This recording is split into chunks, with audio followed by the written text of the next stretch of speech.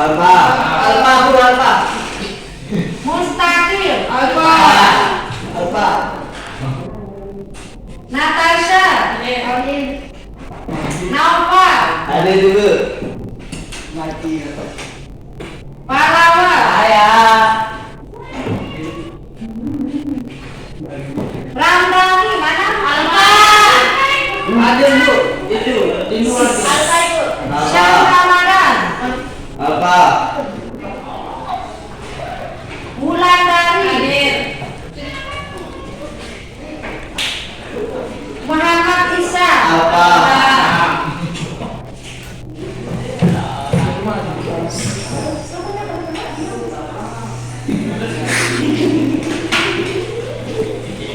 Sudah ya, sekarang kita hari ini akan belajar tentang kontrol diri ya. Ibu mau tahu apa itu kontrol diri anak-anak? Menahan diri dari Menahan diri dari hawa nafsu. Sudah ya, sekarang buka halaman 3 ya. Ibu mau satu orang baca dulu ayatnya ya. Silakan Asri Ramadhani baca dulu ayatnya.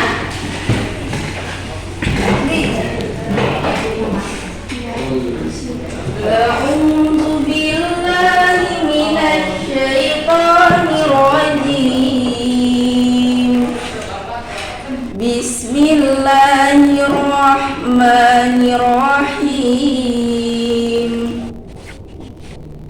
Innal ladzina amanu wa hajaru wa jahadu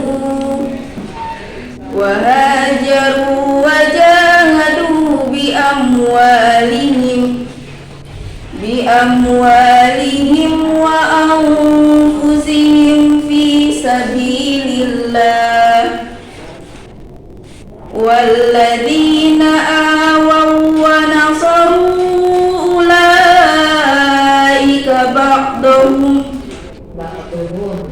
أولئك بعضهم أولياء بعض والذين آمنوا ولم يهاجروا ما لكم من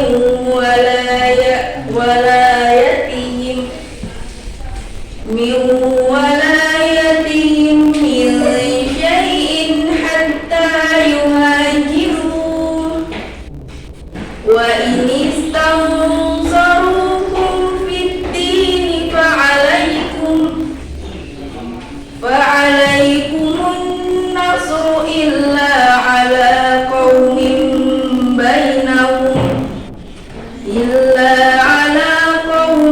بينكم وبينهم ميثاق والله بما تعملون بصير صدق الله العظيم. Ya, alhamdulillah ya, itu adalah Quran surat Al-Anfal ayat 72. Sekarang ya, tujuan dari pembelajaran kita itu coba lihat di layar ya. Nah, di sini yang pertama terbiasa membaca Al-Quran dengan meyakini bahwa kontrol diri atau menjaga nafs berserta baik ya dan persaudaraan adalah perintah agama yang baik dan benar. Kemudian yang kedua menunjukkan perilaku kontrol diri atau mujahadah nafsu ya berprasangka baik serta hadis terkait dengan baik dan benar ya. Terus kemudian di sini menelaah dengan menunjukkan makna dan isi Quran surat Al-Hujurat ya. Di sini yang di buku ini tentang Quran surat Al-Anfal ya. Tapi berkaitan semua anak-anak ya. Kemudian ya, coba kalian perhatikan dulu di sini ya. Kita akan berbicara tentang pengendalian diri atau mujahadah an-nafs ya. Seperti yang dijelaskan tadi itu ya. Pengendalian diri atau kontrol diri mujahadah an-nafsu adalah menahan diri dari segala perilaku yang dapat merugikan diri sendiri dan orang lain. Kalau mau satu orang coba contohkan dulu bagaimana sikap yang bisa merugikan orang lain.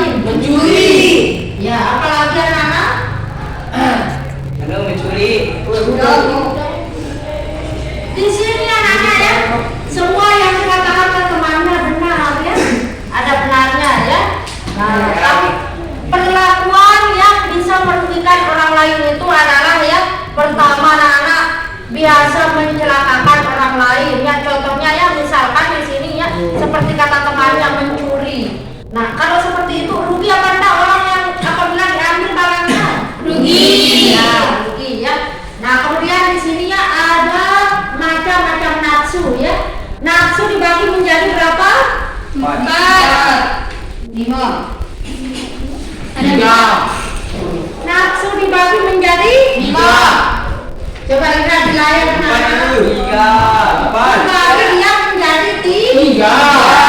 3 ya. Dibagi dia menjadi 3 anak-anak ya. Coba sekarang perhatikan layar dulu ya. Nafsu apa namanya yang pertama? Nafsu amarah. Amarah ya. Nafsu amarah itu nafsu apa? Nafsu yang mendorong untuk Nafsu yang akan membutakan. cara terbaik mengalami. Nafsu amarah anak-anak, nafsu yang mendorong untuk berbuat buruk. Ya. Coba kalian lihat di sini bukunya ya. Minggu lalu sudah ibu ajarkan anak-anak ya. Nah, sekarang kita bahas ulang lagi ya. Kemudian yang kedua ada namanya nafsu lawamah. Di sini nafsu lawamah itu adalah nafsu yang menyesali perbuatan buruk. Kemudian ada nafsul mutmainnah. Nafsul mutmainnah itu anak-anak ya. Nafsu yang mengarahkan kepada perbuatan yang baik. Nah, biasanya nafsul mutmainnah itu ya mengajarkan kita untuk berada di pada jalan yang benar. Seperti di dalam Al-Qur'an ada ya nafsul mutmainnah irji'i ila rabbiki radiyatan mardiyah katanya di situ ya. Masuklah dengan tenang ya. Wahai jiwa-jiwa yang tenang, masuklah ke dalam surganya Allah dengan kebahagiaan dan kesenangan yang menggembirakan, itu maksudnya ya. Nafsul mutmainnah irji'i ila rabbiki radiyatan mardiyah ya. Di situ kita ya kalau sudah punya nafsu lawamah itu nafsul mutmainnah kita dibimbing oleh Allah ya menuju jalan kebenaran, sehingga ketika kita meninggal maka sebaik-baik harapan kita meninggal yaitu husnul khotimah. Husnul khotimah Mati dalam keadaan yang baik. mati dalam keadaan yang baik. Nah, itu harapan semua orang. Kalau sudah dia husnul khotimah berarti ya tidak ada balasannya kecuali surga.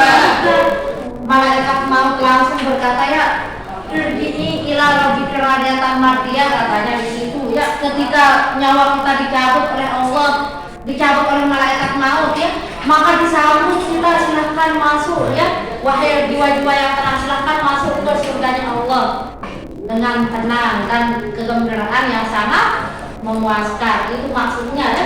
Nah, kemudian di sini kita lanjutkan ya. Ada perilaku yang mencerminkan mujahadah an-nafsu ya. Kira-kira apa saja? Berpikir positif. Berpikir positif. Apalagi? Bekerja keras. Bekerja keras. Apalagi gila?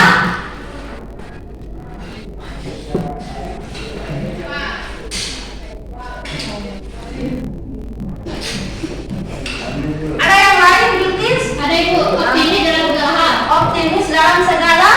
Apa itu optimis dalam segala hal?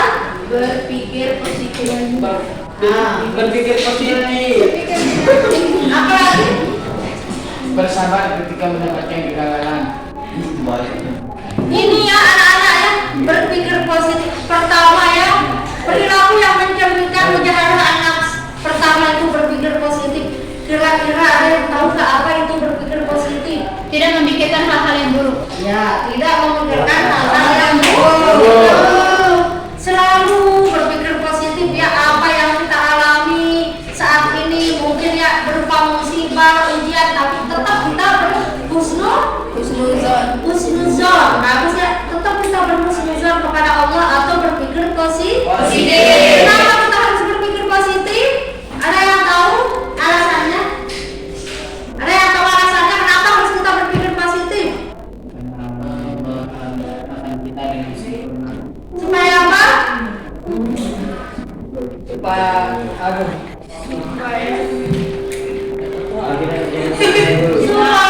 apa yang kita alami anak-anak selalu positif ya, tidak mengalir energi negatif.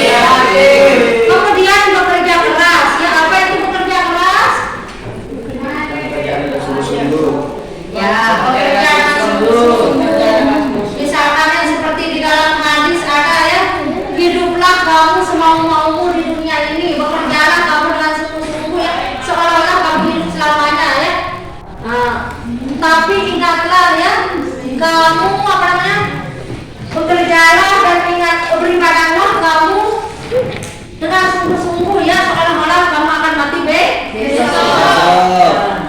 Itu ya, di dalam hadis ada yang dikatakan seperti itu ya. Ketika kita hidup di dunia ini, boleh kita bekerja semau-mau kita, boleh kita bekerja semau-mau kita, boleh kita bekerja sepuas-puas kita bekerja, tapi ingat kita akan mati besok ya. Seolah-olah kita hidup selamanya di sini, tapi kita harus ingat juga, kita harus beribadah sebagus-bagusnya juga ya. Seolah-olah kita mati besok. Tetap kita ingat kalau jadi dunia dan akhirat itu tetap dia seimbang. Apa itu seimbang? Sama rata. Dunia sama akhirat sama dikerjakan. Nah, kalau yang seperti itu sudah dalam bimbingan Allah, dia ya bagus hidupnya. Terus kemudian yang keempat ya, yang keempat optimis dalam segala hal. Ya, apa itu optimis dalam segala hal? Berpendirian teguh. Berpendirian teguh, apa lagi?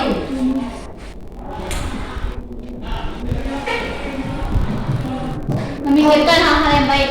Memikirkan hal-hal yang baik, apa lagi? Optimis, anak-anak ada yang tahu optimis?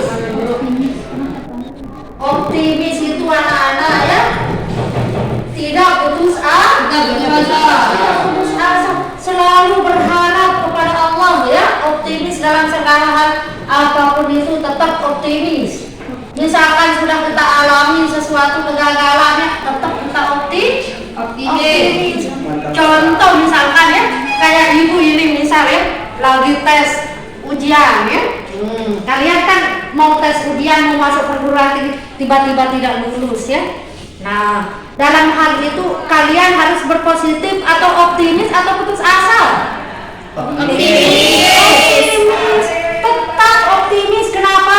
Karena ketika kita optimis, pasti harapan itu ada anak-anak ya. Kalau sudah kita putus asa, nanti larinya ke hal-hal yang negatif. Kalau sudah putus asa ya, contohnya misalkan saja kalian ya, misalkan sudah putus asa, bisa saja kalian gantung diri, bunuh diri, itu namanya putus asa. Ibu contohkan ada di kampung ibu dulu ya, contoh di kampung di Telaga Baru, putus asa dia anak ini ya, karena dia tidak diberikan menikah kepada oleh orang tuanya, tidak disetujui, akhirnya dia gantung diri. Yang rugi siapa? Dirinya sendiri. Yang rugi pertama orang tuanya, dirinya sendiri. Tahu hukumannya orang yang gantung diri itu anak-anak?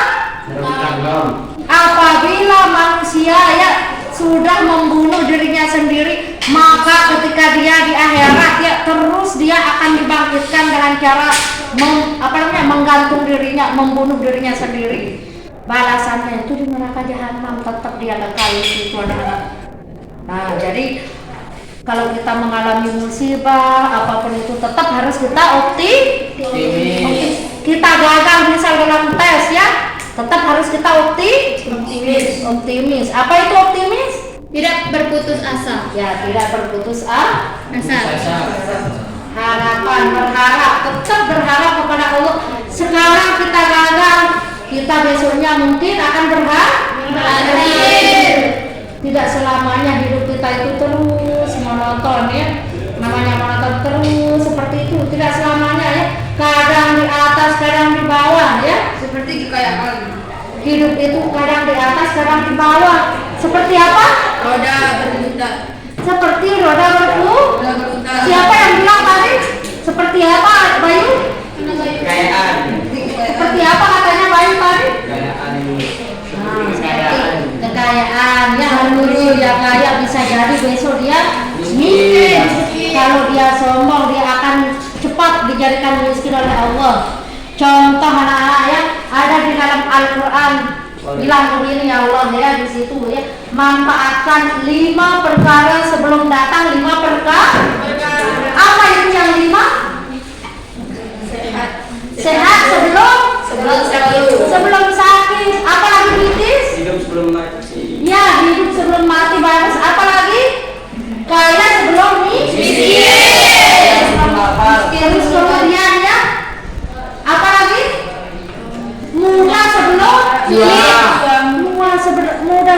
tua. Nah, terus yang terakhir apa? Lapang sebelum sempit. Namanya lapang sebelum sempit. Kalau sudah kita punya waktu, anak-anak semuanya bisa kita kerjakan. Tapi kalau sudah tidak ada waktu, tidak ada yang bisa kita kerjakan. Nah, contohnya ini seperti ini lah, masih muda-muda, masih kuat beribadah, maka kita harus tetap beribadah. Dengan bagus. Nanti kalau sudah tua bungkuk ya, sudah tua, sudah bungkuk-bungkuk, bisa nggak kalian sholat malam? Bangun sholat malam pergi ke masjid bisa apa enggak? Nggak bisa. Nah, orang kaya kalau sudah miskin bisa nggak untuk bersedekah? Nggak bisa. Nggak bisa. Kalau sudah miskin banyak hartanya tidak dimanfaatkan dia. Ketika dia miskin mau dia bersedekah untuk beli jajan aja tidak ada, untuk beli beras tidak ada. Makanya manfaatkan 5 sebelum datang 5. Apa itu? Sehat sebelum sakit. Kalau sudah kita sakit, bisa nggak kita sholat? Sholat dengan gerakan yang bagus bisa nggak? Bisa. Yang ada kita sholat duduk, sholat tidur. Tapi gerakan kita yang sempurna tidak bisa kita lakukan. Kalau sudah kita sehat, kalau sudah kita sakit, kita masih sehat ya, kita manfaatkan waktu anak-anak. Nah, kalau kita sudah sakit, bisa nggak kita makan yang enak? Tidak bisa. Sudah bisa. Jadi kita manfaatkan kesehatan kita untuk berbuat yang baik, Pak.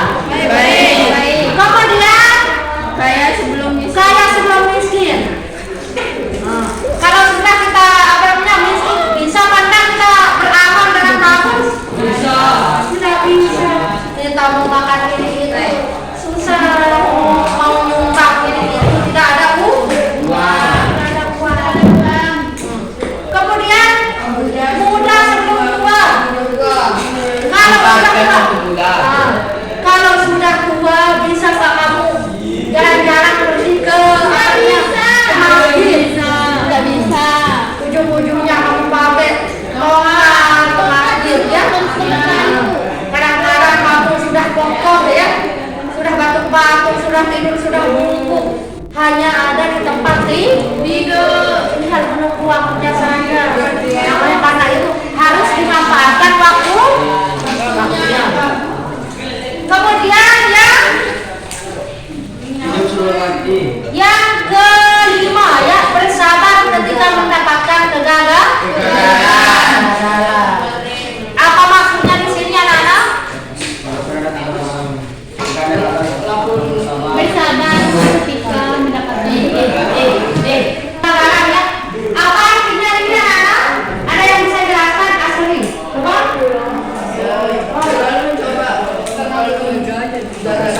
Ya, bersabar ketika mendapatkan kegagalan di sini anak-anak. Terus kita langsung coba. Gagal kita satu kali, terus mencoba. Terus ya sampai berhasil. Bersabar ketika mendapatkan kegagalan. Ketika kita gagal jangan kita putus asa anak-anak. Tapi yang ada harus kita bersabar. Kemudian di sini ada prasangka baik atau husnuzon.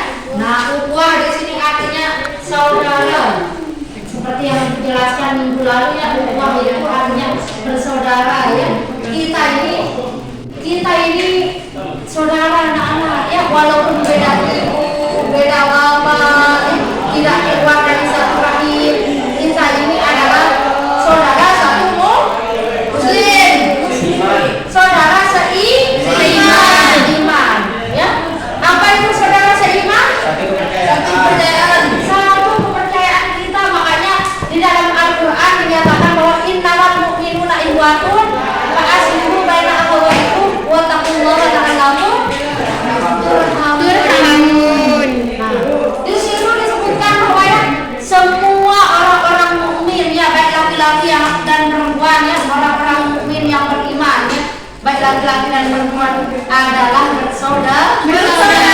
Apabila ya tubuh yang satu merasakan sakit, maka yang satunya juga akan merasakan sakit.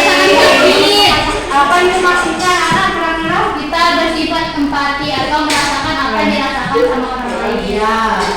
Punya kita rasa empati. Iba. Ya, Apa lagi? Rasa kasihan, rasa empati, rasa iba, rasa kasihan. Apa yang dialami oleh saudara kita yang lain, kita itu merasakan. Kita itu merasakan apa yang mereka rasakan. Jadi itu yang namanya apa? Ukhuwah, persaudaraan, ya, empati, rasa empati. Ukhuwah Islamnya, namanya di sini ukhuwah Islamnya itu rasa persaudaraan antara sesama Islam. Kemudian di sini ada ukhuwah wataniyah, ya. Ukhuwah wataniyah itu apa?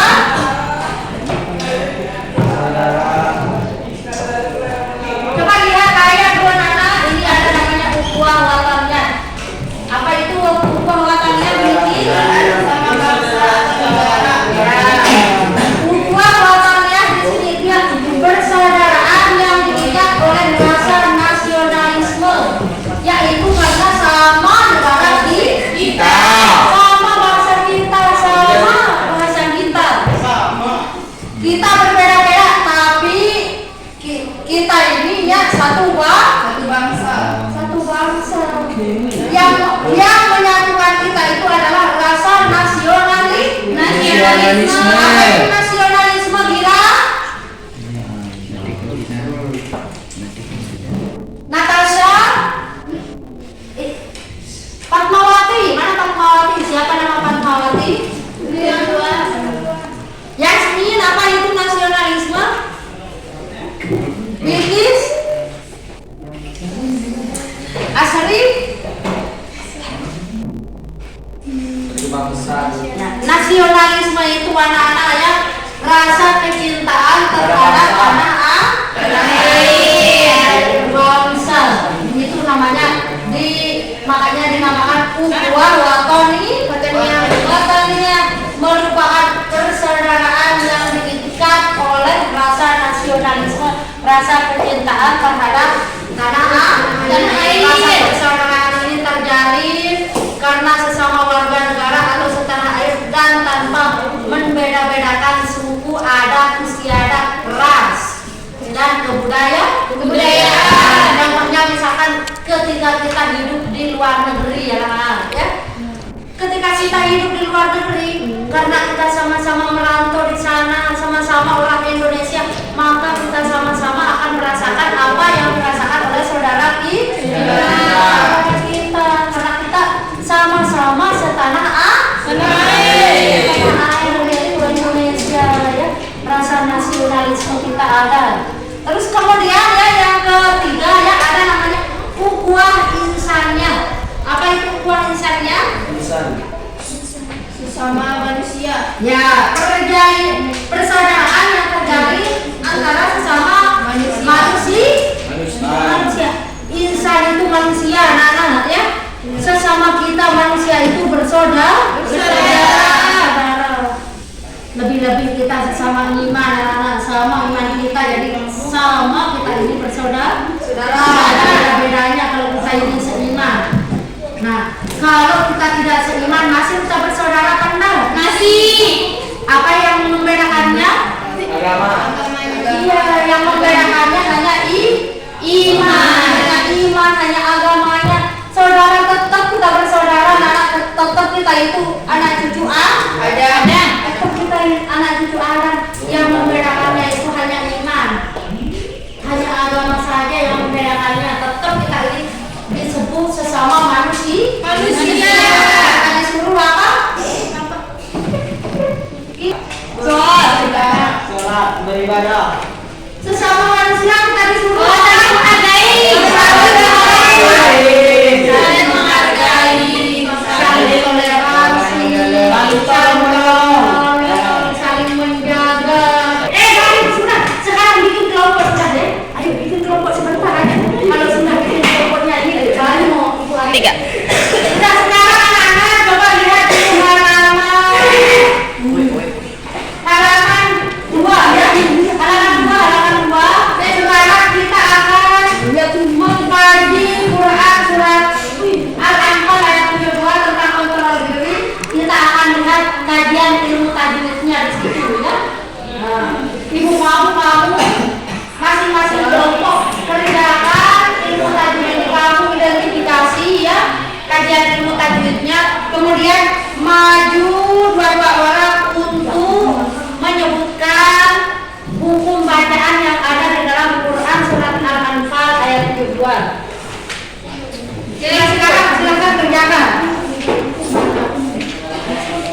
3.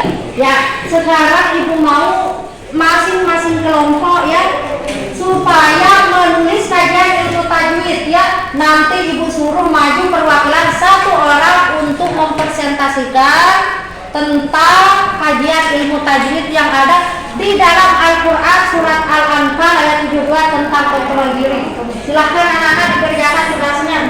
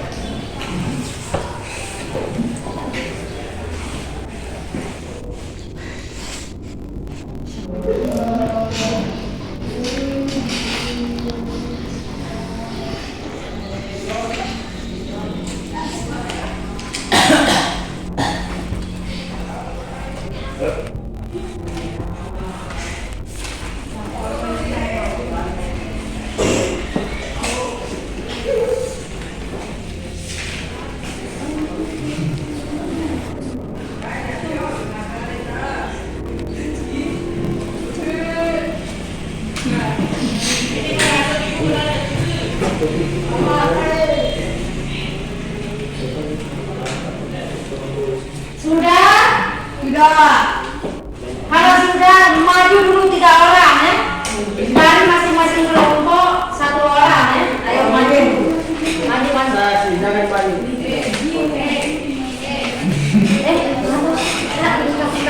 Tiga. Sudah semua? Sudah presentasinya? Siap. Sekarang maju masing-masing kelompok ya yang mewakili ya. Yang maju 1 orang.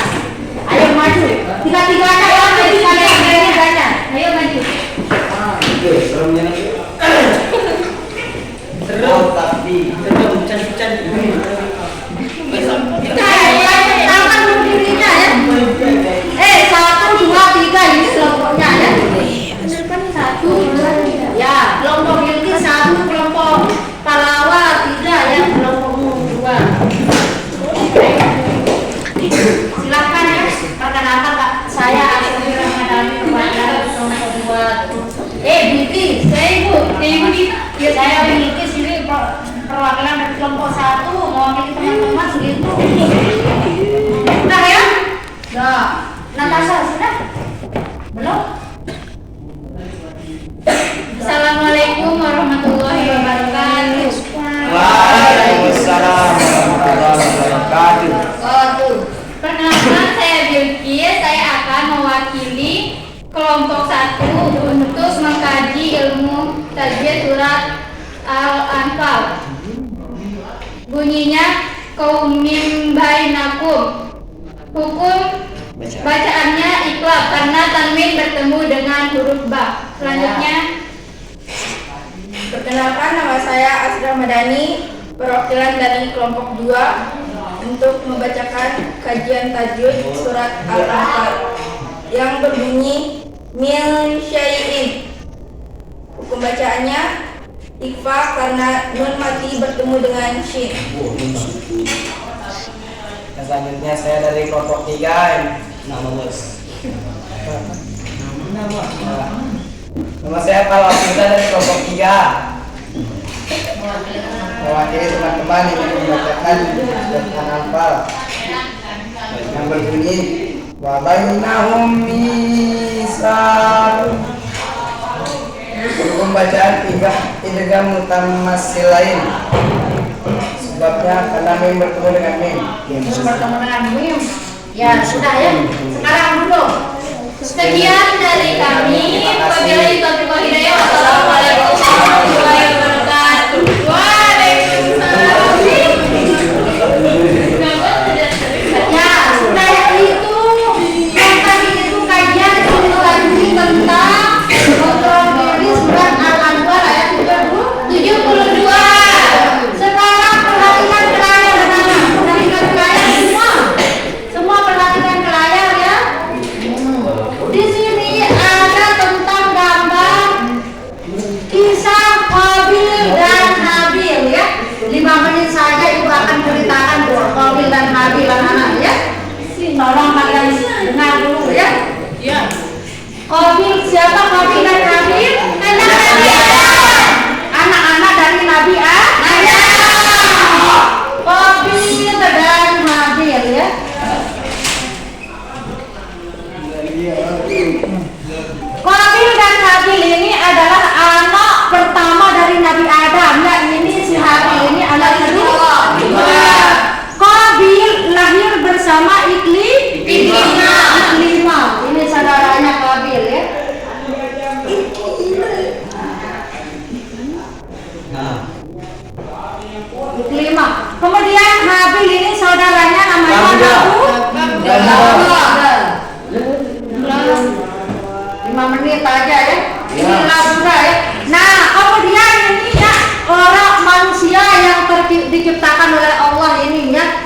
pertama-tama ya Nabi Adam dan Hawa, kemudian ini ya Qabil bersama Iklimah, kemudian Habil dengan Labuda, ini ketiga ya, ketiga, keempat, ini kelima dan keenam, ini manusia pertama-tama ini ya. Makanya di zaman Nabi Adam itu tidak ada berdakwah anak-anak karena manusia baru ada 6 orang. Sama siapa dia harus berdakwah? Nabi Adam tidak ada ya, karena manusia belum ada anak-anak. Bagaimana cara berkembang biaknya manusia pada zaman itu? Kawin sila. Pada saat dewasa ya Allah memerintahkan ini ya supaya menikahkan antara Qabil dengan Labuda, Iklimah dengan Habil. Di sini si Qabil ini anak-anak sudah lama dia suka sama saudara kembarnya. Sudah lama dia menyukai saudara kembarnya. Karena saudara kembarnya Iklimah ini cantik luar biasa ya. Cantik berbeda dengan Labuda saudara Habil ya. Biasa-biasa saja, tidak cantik ya. Makanya si Qabil tidak mau dengan Iklimah. Sudah lama ya. Nah, jadi perintah Allah memerintahkan kepada Nabi Adam supaya menikahkan anaknya ini kawin sila ya. Tapi si Qabil tidak terima. Jadi jalan satu-satunya disuruhlah si Qabil ini Qabil dan Habil berkurban. Kurban siapa yang diterima oleh Allah, maka itulah yang akan menikahi Iklimah. Nah, di sini ketika dia berkurban, si Qabil ini berkurban dengan kurban yang jelek ya, hasil gandum, karena dia disuruh oleh Nabi Adam ketika dewasa memelihara kambing. Kalau dia ya memelihara kambing, ini si Habil ini memelihara kambing, kemudian si Qabil ini menggarap sawah. Ya, tidak apa-apa ya, menggarap sawah anak-anak ya. Nah, jadi ketika panen si Qabil ini ya mengorbankan ya hasil panennya yang paling jelek. Terus kemudian si Habil ya mengorbankan sapi atau kambing yang paling bagus. Menurut kalian kira-kira ya, siapa yang akan diterima? Habil. Siapa? Habil. Kenapa Habil diterima korbannya? Karena bagus. Bagus. Dan ikhlas. Di sini anak-anak ya, ini si Qabil dan Habil ini ya, dua-duanya mengorbankan pengorbanan disuruh oleh Nabi Adam yang ditaruh di atas gunung. Menurut riwayat ya, menurut cerita ya, ditaruh di atas gunung ini kurbannya ini. Ternyata ya tiba-tiba diperhatikan sama seluruh anggota keluarga. Ternyata yang diterima oleh Allah ya, yang disambar oleh api itu adalah kurbannya si Habil, karena kurban Habil lebih bagus daripada kurban Qabil. Nah, kemudian setelah itu ya, berarti yang menikahi Iklimah itu siapa? Habil yang boleh menikahi Iklimah. Nah, akan tetapi si Qabil ini tidak terima. Kemudian ketika dia pergi berdua ya, si Qabil dan Habil, di tengah jalan dibunuhlah si Habil. Dibunuh saudaranya ini. Terjadilah pembunuhan pertama kali di dunia. Makanya ketika ada pembunuhan setelah itu ya, dosa dari orang yang membunuh itu tetap si Qabil ini menerima dosanya, karena yang menciptakan pembunuhan yang pertama itu adalah si Qabil. Jadi dosanya itu tetap mengalir terjadi. Itu namanya dosa apa? Dosa jariah. Sama dia dengan amal jariah anak-anak. Amal jariah yang terus mengalir pahalanya ya. Ini juga begitu dosa jariah ya. Terus dia mengalir dari zaman Nabi Adam sampai zaman Nabi terakhir ya. Di zaman Nabi Adam yang membunuh terus, ini yang pertama kali menciptakan pembunuhan terus dia kenal ya dosanya dari bertumpuk dosanya. Nah, bingunglah dia ini di tengah jalan bingung si Qabil ini. Kemudian diilhamkan oleh Allah, ada 2 burung gagak anak-anak. Perhatikan di situ ya, ada 2 burung gagak ya. Disuruh oleh Allah lagi